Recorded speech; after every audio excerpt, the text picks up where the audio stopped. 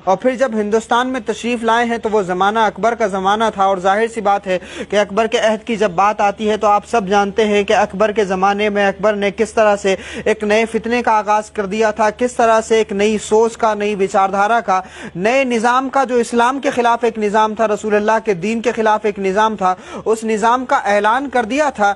तो ज़रूरत थी किसी ऐसे बुज़ुर्ग की जो उस फितने के ख़िलाफ़ न सिर्फ आवाज़ बुलंद करे बल्कि उस फितने के ताबूत में आखिरी कील ठोक दे। और वही काम किया फिर हजरत ख्वाजा बाकी बिल्ला नक्शबंदी रहमतुल्लाह अलैह ने। जो कुछ किया इमाम रब्बानी मुजद्दिद अल-फ़सानी हजरत शेख अहमद फारूकी सरहिंदी ने रहमतुल्लाह अलैह ने जो भी कुछ अकबर के खिलाफ किया, तो अगर हजरत इमाम रब्बानी को वो ताकत और वो फ़ख्र हासिल हुआ या वो हिम्मत आई, वो हौसला मिला, तो वो यही बारगाह है हजरत ख्वाजा बाकी बिल्ला नक्शबंदी रहमतुल्लाह अलैह की। हजरत ने दुआएं दी, बातिनी फैज़ दिया, हजरत ने उनको रूहानी फ़यूज़ व बरक़ात दिए, हजरत ने दुआएं दी, तब वो किसी जालिम के सामने, तब वो किसी जाबिर के सामने, तब वो किसी वक्त के फ़िरौन के सामने खड़े होने के लायक हुए। और फिर इमाम रब्बानी ने किस तरह से अकबर के उस फितने में आखिरी कील ठोकी कि वो फितना हमेशा हमेशा के लिए दब गया। और मुजद्दिद तो वही होता है कि जिस फितने के खिलाफ मुजद्दिद सरगर्मी करता है, जिस फितने के खिलाफ मुजद्दिद आवाज़ उठाता है,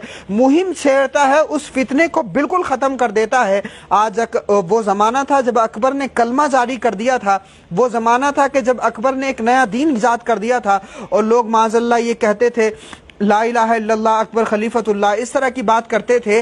तो उस ज़माने में हज़रत इमाम रब्बानी ने उस फितने को पूरी तरह से ख़त्म कर दिया। और आज कोई अकबर का नाम लेने वाला नहीं है, लेकिन अल्हम्दुलिल्लाह नबी का कलमा पढ़ने वाले, अल्लाह को सजदा करने वाले, हुजूर की शरीयत को मानने वाले हर जगह मौजूद हैं।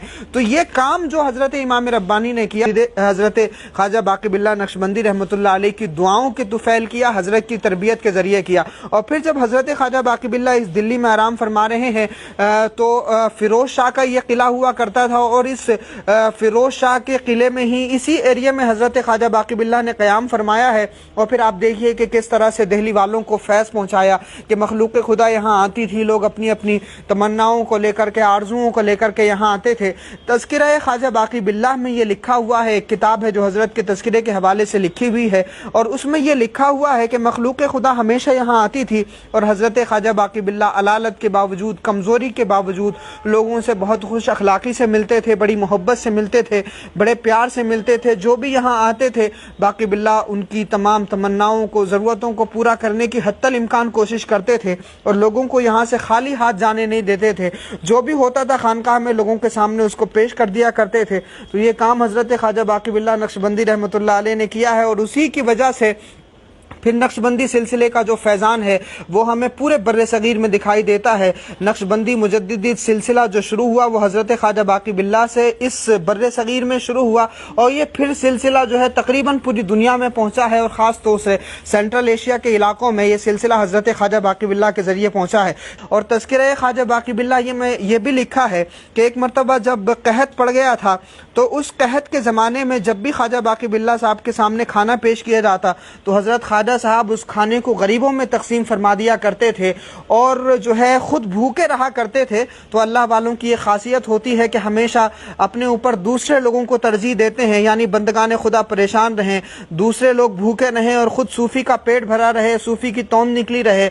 आपको ये नहीं देखने को मिलेगा। अहले तसव्वुफ़ के यहाँ खुद पेट पे पत्थर बांध करके रसूलुल्लाह के सुन्नत पर अमल करते हुए दूसरों का पेट भरने की जो है वो कोशिश रहती है, और इसी वजह से सूफिया के आस्थाने आज भी लंगर का, लोगों के पेट भरने का एक बहुत बड़ा मरकज़ बने हुए हैं। तो ये हज़रत ख्वाजा बाकी बिल्ला नक्शबंदी रहमतुल्लाह अलैह की खुसूसियात हैं। 40 साल की उम्र महज थी, और 40 साल की उम्र में हज़रत का विसाल हो गया। तो ये भी एक बड़ी अहम बात है, वरना तो जब आप बुज़ुर्गों को पढ़ेंगे तो आपको मिलेगा कि बुज़ुर्गों की उम्र तकरीबन 80-90 साल की होती रही है, और उन बुज़ुर्गों ने फिर उस तवील उम्र में बड़ा फैज़ पहुँचाया क्योंकि उनको ज़्यादा वक्त भी मिला।